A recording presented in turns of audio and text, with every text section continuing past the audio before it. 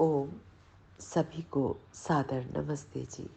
आइए प्रातःकालीन वेला में परमपिता परमेश्वर को श्रद्धा और समर्पण के साथ स्मरण करें। आज का मंत्र ओम अकामो धीरो अमृतः स्वयंभू रसेन तृप्तो न कुतश्चनो नः तमेव विद्वान् न बिभाय मृत्युर्आत्मानं धीरम् अजरं युवानम् आत्मानं धीरम् अजरं युवानम्। ओम। कहा, वैदिक ग्रंथों में ऐसा जादू है कि उन्हें यदि निष्पक्ष होकर पढ़ा जाए तो मानव में देवत्व की भावना आ जाती है। हम ऋग्वेद का स्वाध्याय कर रहे हैं, प्रथम मंडल 38वां सूक्त और आज 13वां मंत्र। मंत्र के ऋषि हैं कण्वो घोर है, देवता मरुतः, छंद गायत्री, स्वर षड्ज है। मंत्र को शीर्षक दिया है आदरणीय पंडित जी ने, प्रभु का स्तवन। मंत्र पाठ करते हैं श्रद्धा पूर्वक।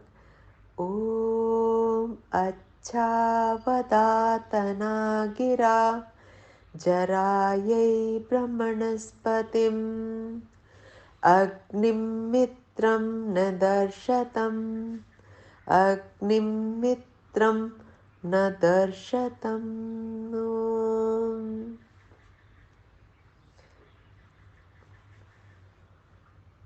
इससे पूर्व मंत्र में हमने जान लिया था कि प्राण साधना शरीर रूप रथ को, इंद्रिय अश्वों को, मन रूपी लगाम को, कर्म रूपी चक्र की परिधियों को सुंदर बनाती है। आगे मंत्र में कहा, गत मंत्र के अनुसार शरीर को पूर्ण स्वस्थ बनाकर जरायई, जरा स्तुति ही, ये निरुक्त का वचन है। स्तुति के लिए तना, ज्ञान का विस्तार करने वाली गिरा, वाणी के द्वारा ब्रह्मणस्पतिम, संपूर्ण ज्ञानों के पति, संपूर्ण ज्ञानों के अधिष्ठाता स्वामी परमपिता परमेश्वर को, अग्निम, उन्नति के प्रापक, उन्नति प्राप्त कराने वाले, मित्रम, न मित्र के समान परमपिता परमेश्वर हमारे मित्र हैं, उनके जैसा मित्र और कोई नहीं है। तो कहा, मित्र के समान, दर्शतम, दर्शनीय, उस प्रभु को देखने योग्य, अनुभव करने योग्य, प्रत्यक्ष करने योग्य उस प्रभु को, परमपिता परमेश्वर को अच्छा लक्ष्य करके वद, क्या वद, क्या क्या उच्चारण कर, वद अर्थात उच्चारण कर, मंत्रात्मक वाणियों का उच्चारण कर। ये जो मंत्रों से युक्त वाणी है, श्रुति है, वेद है, इनका उच्चारण कर। और कैसे उच्चारण कर? परमपिता परमेश्वर जो हमारा सखा है, मित्र है, उसको लक्ष्य करके। आगे कहा, जीवन में प्रभु का स्तवन हमें मार्ग भ्रष्ट होने से बचाता है।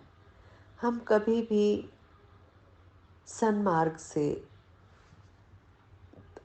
अलग नहीं जाते, हम कभी भी गलत दिशा में नहीं जाते। इसीलिए कह दिया, मार्ग भ्रष्ट होने से हमें बचा लेता है। कौन? प्रभु का स्तवन। आगे कहा, प्रभु स्तवन से हमारे सामने एक लक्ष्य, दृष्टि उत्पन्न होती है।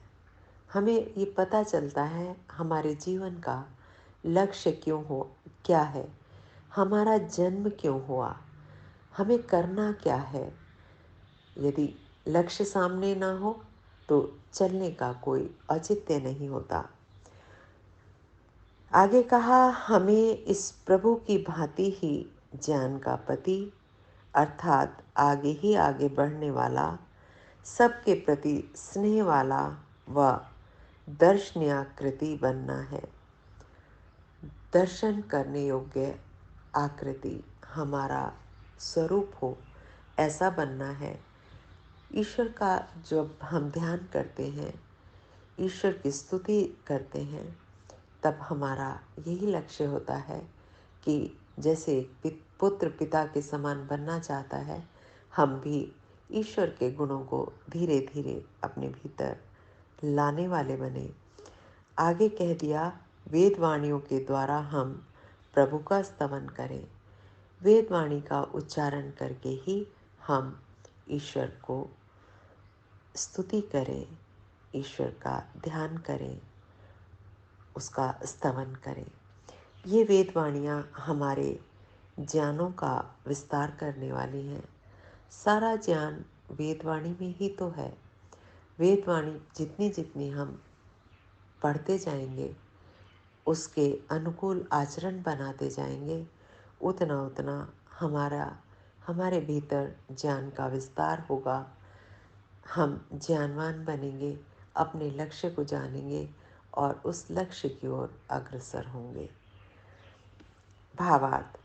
भावार्थ में कहा, स्वस्थ शरीर में हम वेदवाणियों से प्रभु का स्तवन करें और जीवन मार्ग का निश्चय करें कि हमें किस मार्ग पर चलकर किस लक्ष्य तक पहुंचना है। हमारा मार्ग सही तो है, इसको बार बार आत्मचिंतन के द्वारा दृढ़ निश्चय करें कि हम सही मार्ग पर, सही दिशा में, सही लक्ष्य की ओर अग्रसर हैं। आज के मंत्र का यही सुंदर संदेश, यही उपदेश। ईश्वर की स्तुति कैसे करें, प्रभु का स्तवन कैसे करें। ओम इति शम। नमस्ते जी, धन्यवाद। कल फिर मिलते हैं एक नए मंत्र के साथ, एक नए विचार के साथ, एक नई ईश्वर की वाणी के साथ। नमस्ते, धन्यवाद।